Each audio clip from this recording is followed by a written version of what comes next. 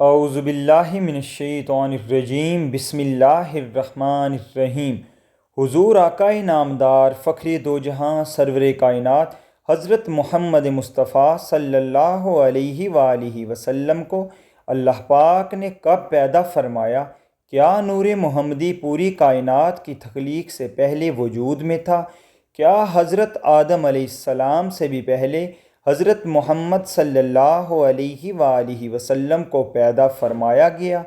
کیا حضرت آدم علیہ السلام کی طرح حضرت محمد صلی اللہ علیہ وآلہ وسلم کو بھی سجدہ کروایا گیا؟ ناظرین گرامی، یہ وہ سوالات ہیں جو کہ ہمارے ذہنوں میں اکثر گھومتے رہتے ہیں، لیکن ہم ان کے جوابات نہیں تلاش کر پاتے۔ آج کی ویڈیو میں انہی سوالات کے جوابات قرآن و حدیث کی روشنی میں دیے جائیں گے۔ قرآن و حدیث کی تمام تشریحات اور تفصیلات چھاننے کے بعد اول تا آخر ہمیں یہ بات معلوم ہوتی ہے کہ پوری بزم کون و مقام محبوبیت اعلیٰ کے مقام پر ایک ہی ذات پاک، ایک ہی شخصیت فائز ہے، اور بے شک وہ نبی آخر الزماں تاجدار کائنات حضرت محمد مصطفیٰ صلی اللہ علیہ وآلہ وسلم کی مبارک ذات ہے۔ بھلا اس ذات سے بھی افضل کوئی ہو سکتا ہے کہ جس کے لیے اللہ پاک نے تمام مخلوقات کی تخلیق کی ہو؟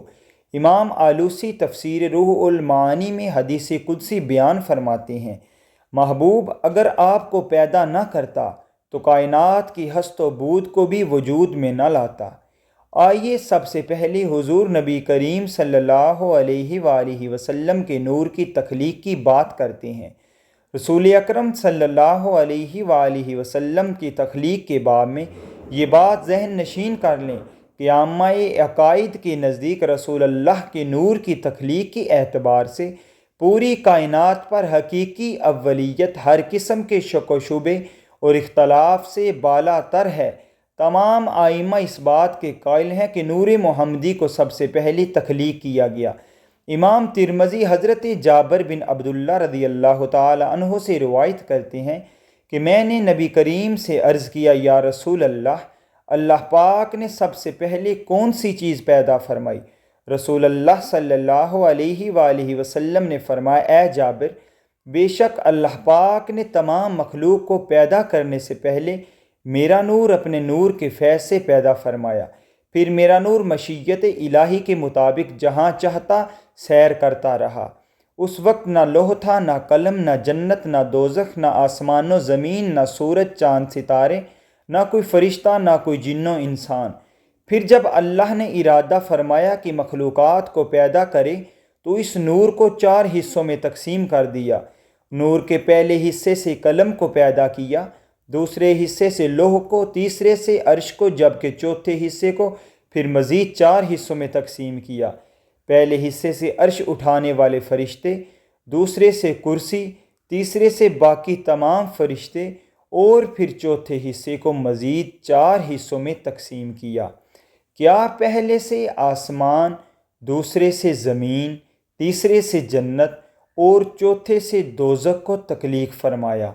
ناظرین گرامی، حدیث قدسی میں اللہ پاک نے خود ہی نور محمدی سے ہر شے کو تخلیق فرمانے کی وجہ بیان فرمائی ہے۔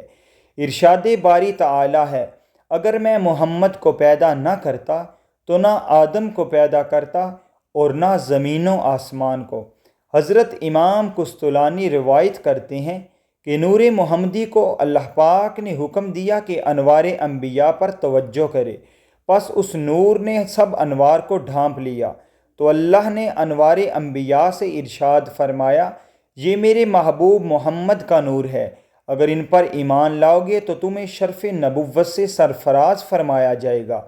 اس کا ذکر قرآن پاک میں اللہ پاک یوں فرماتا ہے، یعنی یاد کرو اس وقت کو جب اللہ نے تمام انبیاء سے یہ عہد لیا کہ جب میں تمہیں کتاب اور حکمت عطا کر کے مبعوث کروں تو اس کے بعد آپ کے پاس میرا پیارا رسول آ جائے تو تم سب اس پر ایمان لانا اور اس کے مشن کی مدد کرنا۔ سورۃ آل عمران۔ امام ترمذی حضرت ابو ہریرہ رضی اللہ تعالی عنہ سے روایت کرتے ہیں کہ صحابہ کرام نے پوچھا، یا رسول اللہ، آپ کو نبوت کب عطا فرمائی گئی؟ تو رسول پاک نے فرمایا اس وقت جب آدم علیہ السلام ابھی روح اور جسد کے درمیان میں تھے، یعنی ان کے تن میں ابھی جان بھی نہ آئی تھی۔ احکام ابن القطان میں حضرت امام زین العابدین علیہ السلام سے روایت ہے کہ انہوں نے اپنے والد حضرت امام حسین علیہ السلام اور انہوں نے اپنے والد گرامی سیدنا حضرت امام علی علیہ السلام سے روایت نقل کی ہے۔ رسول کریم صلی اللہ علیہ وآلہ وسلم نے فرمایا، میں آدم علیہ السلام کے پیدا ہونے سے 14,000 سال برس پہلے اپنے پروردگار کے ہاں ایک نور تھا۔ صحیح مسلم میں ہے کہ حضور نے فرمایا کہ اللہ پاک نے آسمانوں اور زمین کی تخلیق سے 50,000 سال قبل، جس وقت اس کے اقتدار اور سلطنت کا عرش عالم مادی میں فقط پانی پر تھا، نیچے صرف پانی تھا اور اوپر اسی کو معلوم ہے کہ کیا تھا، اس وقت اللہ نے جو کچھ الکتاب یعنی لوح محفوظ میں لکھا، اس میں ایک بات یہ بھی تھی کہ محمد سب سے آخری نبی ہیں۔ اسے امام نبہانی نے انوار المحمدیہ میں نقل کیا ہے۔ واضح رہے کہ یہاں سال سے مراد ہمارے ماہ و سال نہیں، کیونکہ اس وقت تو سورج اور شب و روز وجود میں نہیں آئے تھے۔ اللہ پاک ہی بہتر جانتا ہے کہ اس مدت میں حقیقت میں کتنا زمانہ مراد ہے۔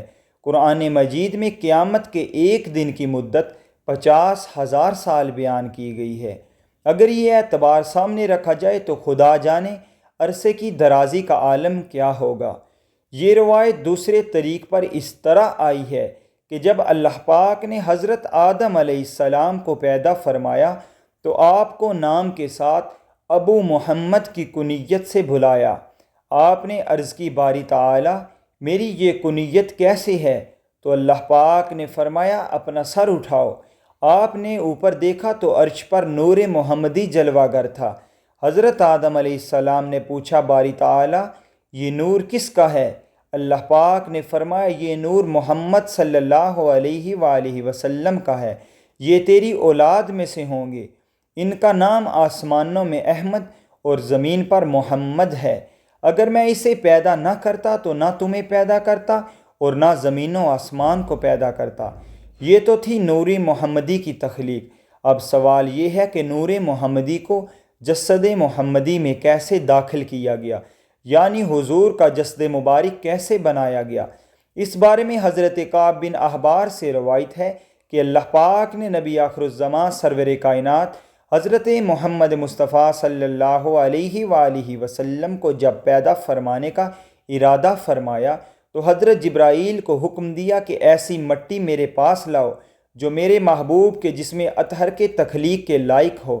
حضرت جبرائیل 3 دفعہ زمین سے مٹی لے کر گئے، لیکن اللہ پاک نے فرمایا یہ مٹی میرے محبوب کے شایان شان نہیں، میرے محبوب کے لائق نہیں۔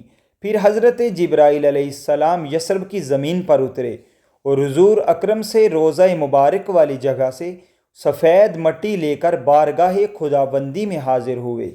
امر خداوندی سے اس کو تسنیم کے پانی سے گوندا گیا، جنت کی نہروں میں دھویا گیا، اور پھر اللہ پاک نے نور نبوت کو، جو کہ حضرت آدم علیہ السلام کی تخلیق سے 14,000 سال پہلے اور زمین و آسمان کی تخلیق سے 50,000 سال پہلے پیدا فرمایا تھا، روضہ مبارک کی سفید مٹی میں رکھ کر اس کو لوح و قلم، عرش و کرسی، زمین و آسمان ہر جگہ پر سیر کرائی گئی تاکہ ہر شے اللہ پاک کے محبوب کے شرف و فضل کو پہچان لے۔ جس رات حضور پر نور حضور نبی کریم صلی اللہ علیہ وآلہ وسلم کا نور انور حضرت سیدہ آمینہ سلام اللہ علیہا کے بدن پاک میں داخل ہوا تو وہ جمعہ کا دن تھا۔ اس رات کو دوزخ کے دروازے بند کیے گئے اور جنت کے دروازے کھول دیے گئے، ٹھنڈی ہوائیں زمین پر چلائی گئیں اور ایک منادی نے پوری کائنات میں ندا دی، سب گواہ ہو جاؤ کہ چھپا ہوا نور اپنی والدہ کے بطن میں آ چکا ہے، جہاں اب اس کے جسد عنصری کی تکمیل ہوگی اور وہ لوگوں کے لیے راہبر و بشری بن کر دنیا میں تشریف لائے گا۔ روایت میں ہے کہ اسی دن سے قریش سے سخت قحط کا خاتمہ بھی ہو گیا۔ ناظرین گرامی، سورج، چاند، ستارے، زمین و آسمان یہاں تک کہ پوری کائنات نور نبوی کی عطا ہے، اور ربیع الاول اہل محبت کا مہینہ ہے۔ اللہ پاک ہم سب کو اپنی سچی بندگی اور نبی پاک علیہ الصلاۃ والسلام کی سچی غلامی، اہل بیت اطہار علیہم السلام کی سچی غلامی میں رکھے، اور اسی غلامی میں زندہ رکھے، اور اسی غلامی کے ساتھ دنیا سے اٹھائے۔ آمین۔ آپ سب بھی کومنٹ سیکشن میں ضرور آمین لکھیں۔